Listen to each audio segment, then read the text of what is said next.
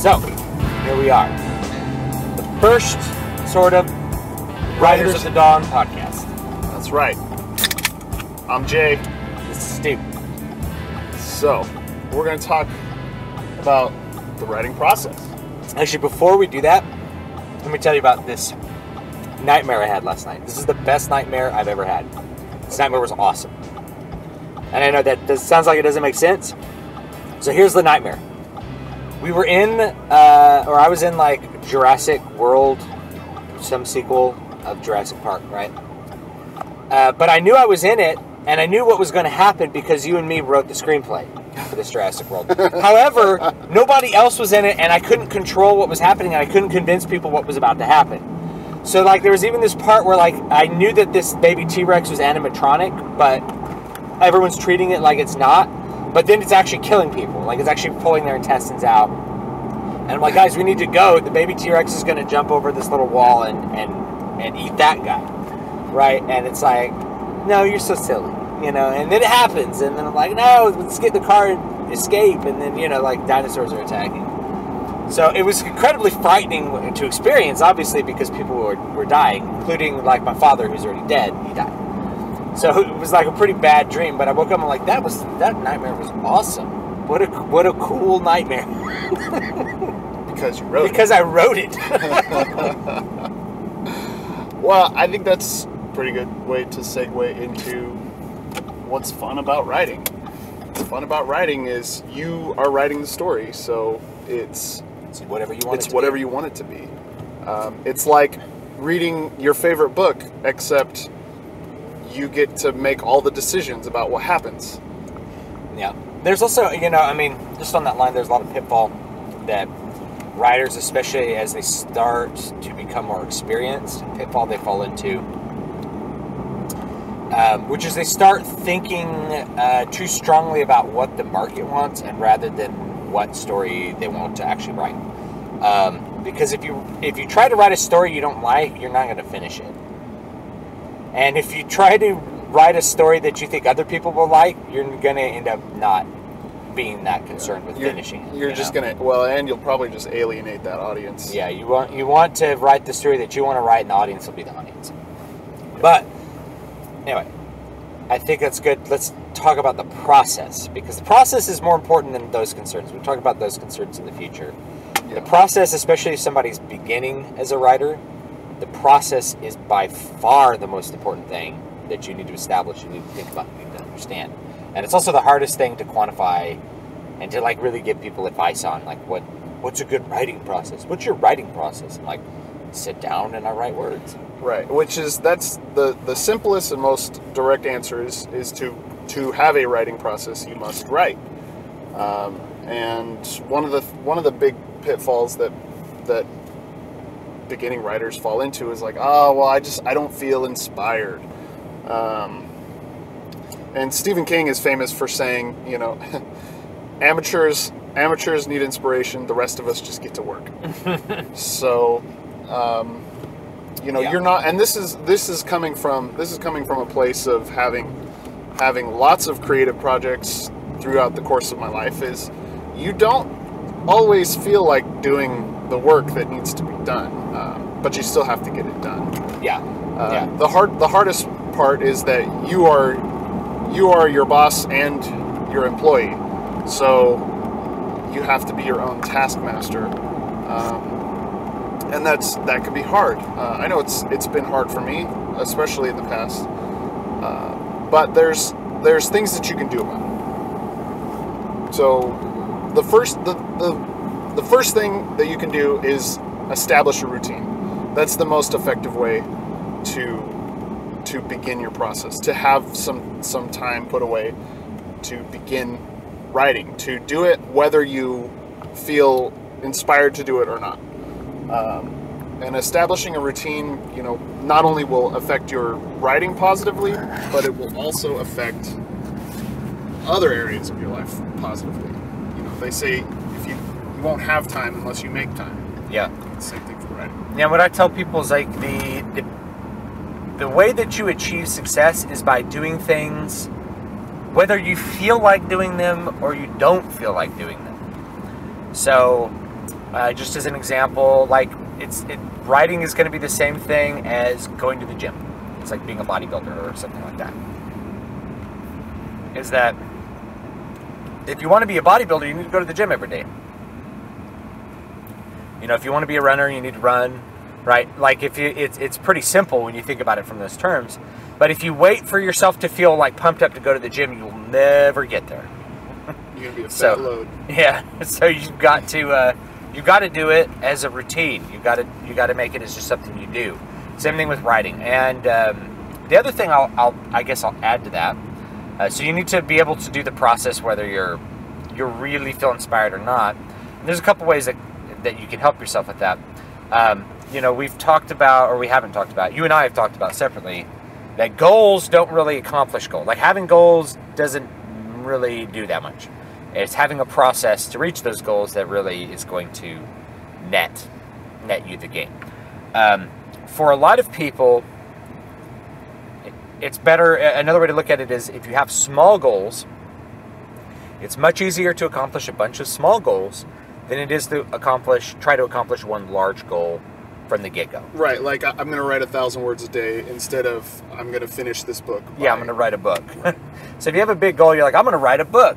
And then you sit down and you're so inspired and you just write and you're like, write. And you're like, I have 2,000 words. Like, how long is a novel? And you go look it up and you're like, oh, you know, most novels on the short side are 100,000 words.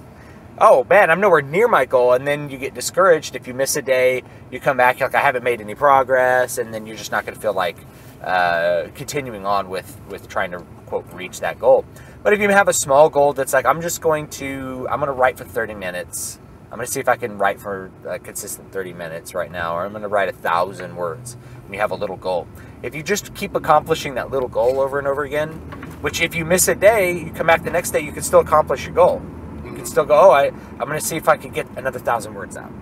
So if you miss a day, you haven't set yourself back because the goal is not not unreachable if you miss a day. It's just sometimes something comes up, you miss a day. You can still go back and write 1,000 words the next day and accomplish that little mini goal. And then the mini goals eventually just assemble into one large goal called a manuscript. Now, I think it's important to add that no matter what your process is, it's going to change over time based on your needs. And it's also going to just change from what you set out for it to be. And the more you do it, become more in line with what you need. So, for example, I have learned over the last 3 or 4 years of me writing that I am most productive early in the morning. And part of the reason for that is my family's not awake. I have unadulterated silence in the darkness of the morning. I can sit in front of my computer with my manuscript, with my steaming hot cup of coffee, and get to work. There's nothing to distract me other than YouTube, right? So as long as I can keep myself away from the distractions of the internet, I have all the time in the world.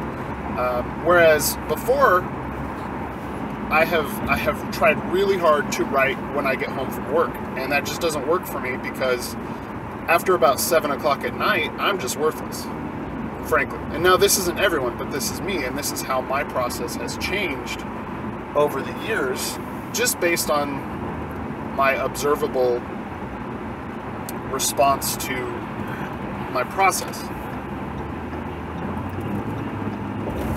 How is yours? Well, how does your process work? So here's the thing about developing a writing process, right?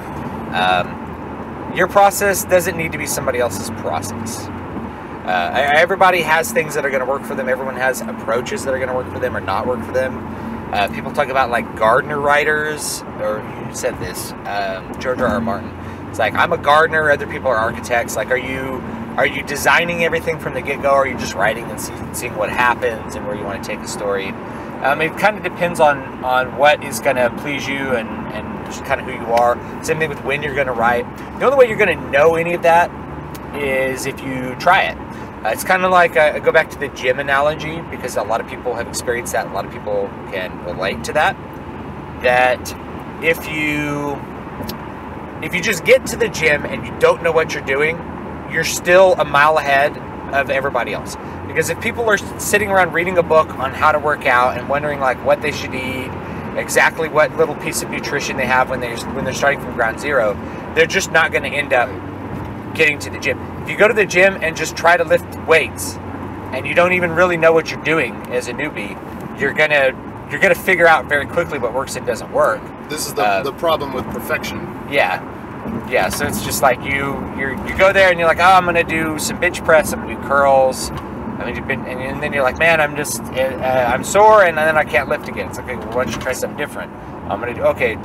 Today I'm gonna do bench press and I'm gonna do triceps. Tomorrow I'm going to do curls and I'm going to do pull downs, and then the next day I'm going to do legs or whatever you're going to do. And you're going to figure out the timing. You're going to figure out a lot of stuff that's not going to work, or it's going to prompt you to go research how you should do that particular thing, and then you'll get better at it, like one step at a time. And eventually you'll figure out what kind of workout process is going to deliver what goal you want. But the main thing is you got to just try it out and see what is hard and what's easy and what you can do and what you can't do. You gotta pull up that word processor and try to make it happen. And try different. If one approach doesn't work, try a different approach. It takes a while to settle into knowing how to execute your craft properly. It's not something that just happens because you decide you want it right. There's a process to gaining the process. So for me, I'm actually best probably mid-morning. But of course, I'm at work mid-morning, so I don't get to write when I'm at my best. I have to write at other times. So the other time that I tend to write, and this is the only other time in the day that I actually have to write, is after the rest of my family has gone to sleep at 9 or 10 at night. Then I finally get a few minutes to sit down at the computer and try to write something or try to be creative if I'm working on music, because I'll have to do that as well. And I kind of like doing it at night. My mind's very active at night. My mind's just active all the time, but at night, the cutoff time is not set. Right. Which means if I need to, I can work longer and just sleep less. Which is not the best thing to have for a process like that option. You kind of, in a lot of cases, you want an option where like you're not going to work past a certain amount of time to keep yourself healthy and that kind of thing. But right now I kind of like that it's an option for me to work late if I need to. And a couple nights this year for sure, I've had to work like well into the wee hours to complete a project that I just felt like had to be finished that night. Whether it was a video or just I had to finish editing something, I had to get something, like it gives me the option to continue writing. So that's a good thing.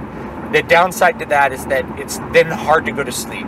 You have to wind down from that, because when your brain is firing on all cylinders and you lay down to sleep, you're not going to be getting in that mode to like go to sleep. You're not relaxing. You're not thinking of fun things. Like last night, I had a hard time getting to sleep at like 12:30 just because my mind was banging on all these cylinders with this other political ideas that I have floating around in my head. So there's a downside to that, but there's also the plus side is that I can determine how much I need to do on a day-by-day basis. I have a flexible schedule, and that little piece of time is flexible. Well, and to counterpoint that, for me, I need the urgency of a deadline just for my work. So, for example, when I get up in the morning to work, I have a deadline there's a certain point when I have to start getting ready so that I can get to work on time. So I have a finite amount of time, and my efficiency at work gets better the closer to that time that I have to start getting dressed for work. Yeah. Whereas if I have all the time in the world, frankly, I just give myself enough rope to hang with.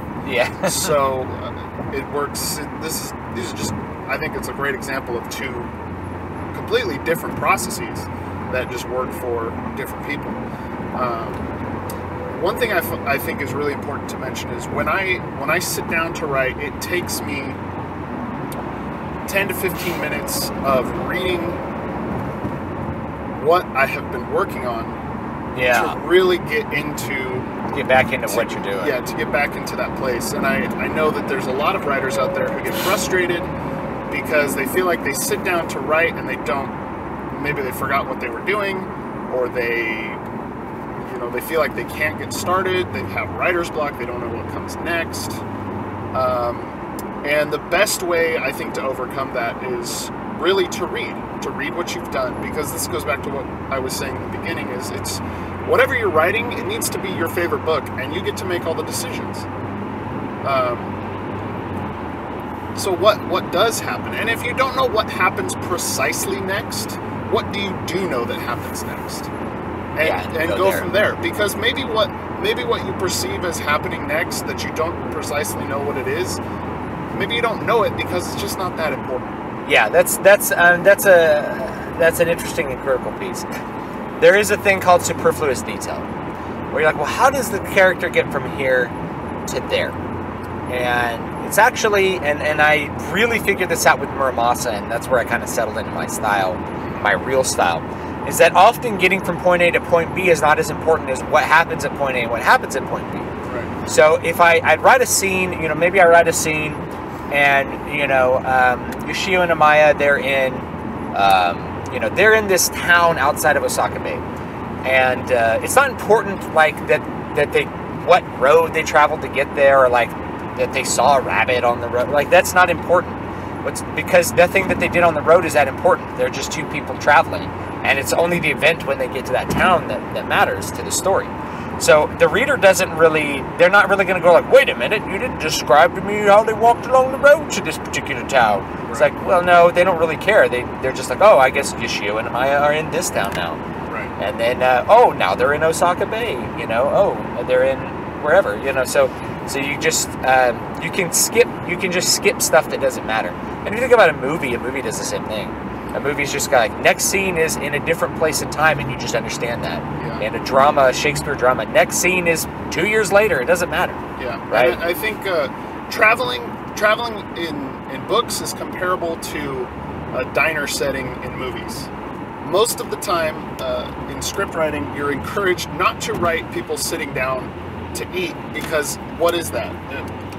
Unless it's Pulp Fiction, it's just blind exposition. Yeah. And you can do it in the face of action. You can do that same amount of exposition in action. Yeah. And in a book, you don't want to give exposition just because you can, and it's because it's convenient, because the characters are traveling. You can do that in other situations while there's tension to the story. And Tolkien was famous for doing this as the hobbits are traveling through the Shire. It's just like, and 3 weeks passed, and they traveled over the rolling hills, and that's pretty much all he says about it. Yeah, and this like this like baffles me sometimes when people try to critique Tolkien. Like most of Tolkien's critics haven't actually read Tolkien, and they have no idea what they're talking about.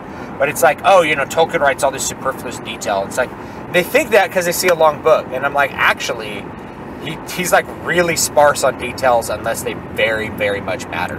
Including where it's like, Aragorn killed an orc.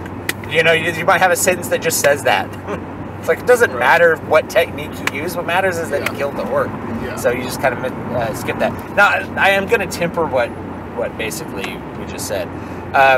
And go back to, if you have it in your heart that there's two people talking in a diner, and that's what excites you to write, then just write that. Yeah, then that's what happens. But that's what your story's about. There's lots of people that are going to tell you what not to do and what to do, and like, you got to take that all with a grain of salt, because your story might require something different than that, and every story's different, and it's okay to be different in some cases. But for the most part, yeah, you don't want. And actually, talking about exposition and Tolkien in the beginning of Lord of the Rings has a huge amount of exposition in the first chapter. The first chapter is just exposition, essentially, which for a modern reader that might be difficult to get through, because he's explaining everything that you need to know for the story to just happen.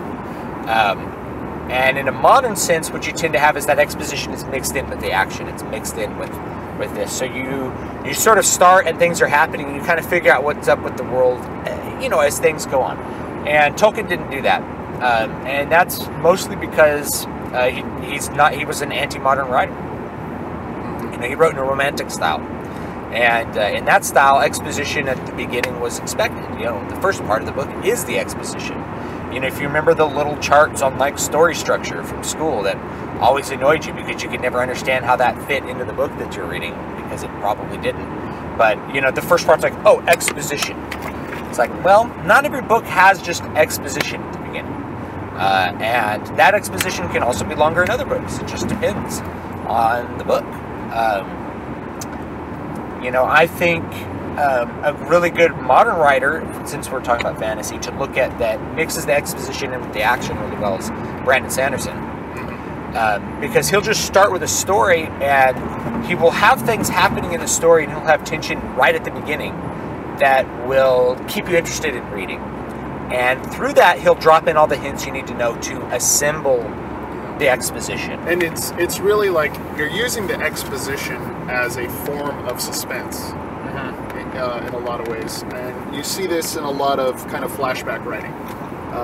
You kind of reveal something. Yeah, and I did this in Immortal Fear. I have a lot of flashback type things happening in that where the primary narrative is dictated by the exposition given in the past narrative.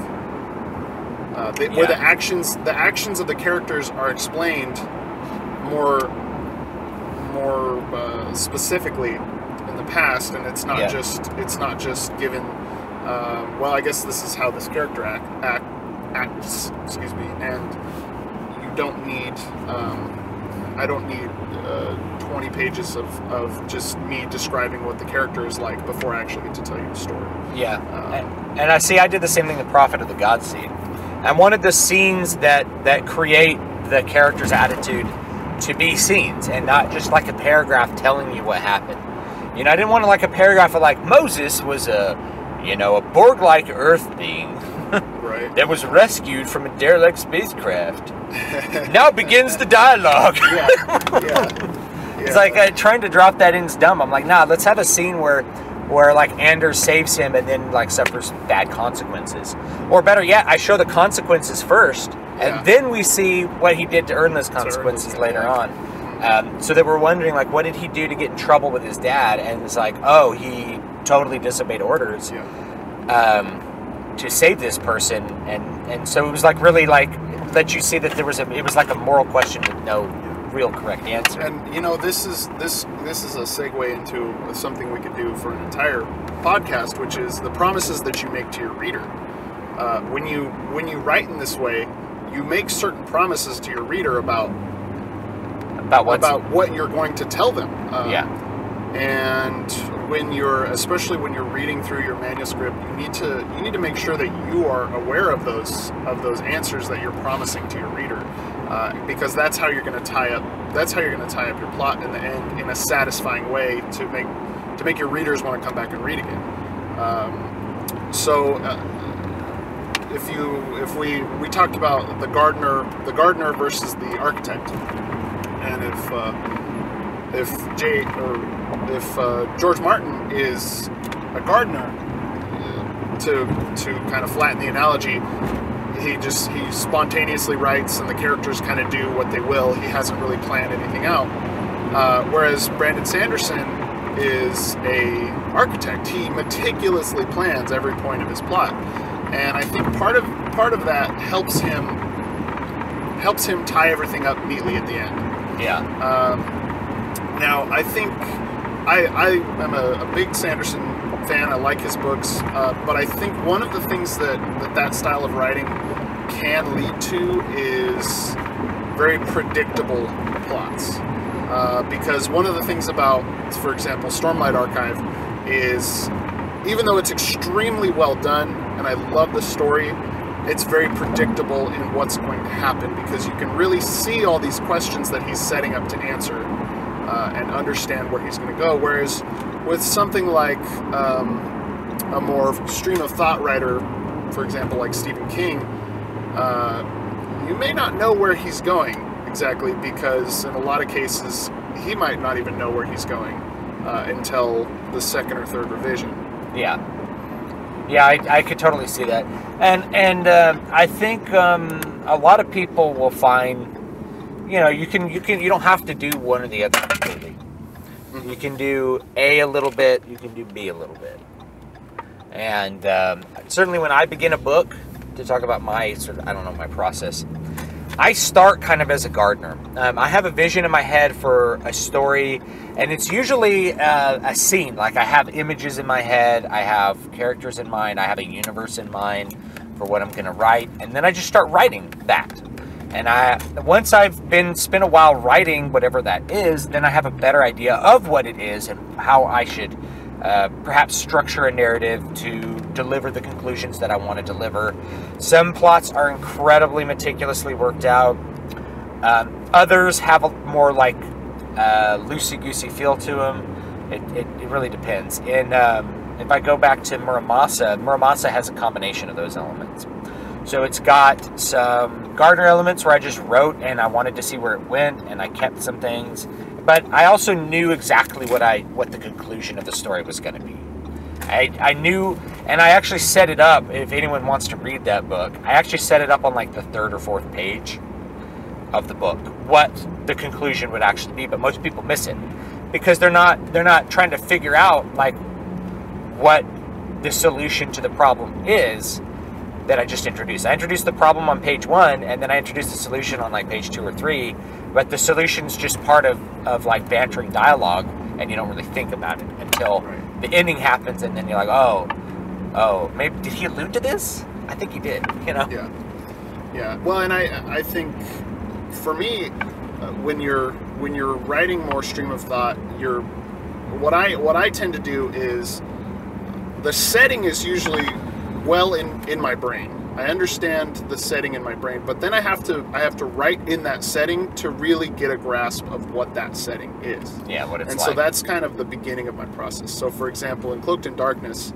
I knew about this type of magic that I wanted, this kind of spiritual magic that was related to the chakra system, that was very complex, that not every gate could do the same thing. Even if 2 people were using the same gate, they might have different realities of magic from that. But I really needed to write from that world to get a better perspective on myself and what I wanted that story to say. And it wasn't until I really started working on the 2nd issue of that series of novellas that I really started to get a sense of a greater plot at hand, and that made its way into the revision that was released. But those sorts of things, it took me a long time to just write and exist in that before I could really see the fruit that it was bearing to help go through and start to structure what the greater story of that was going to be. All right. Well, I think that is probably going to do it. I think we're out of time for today to talk about this particular topic.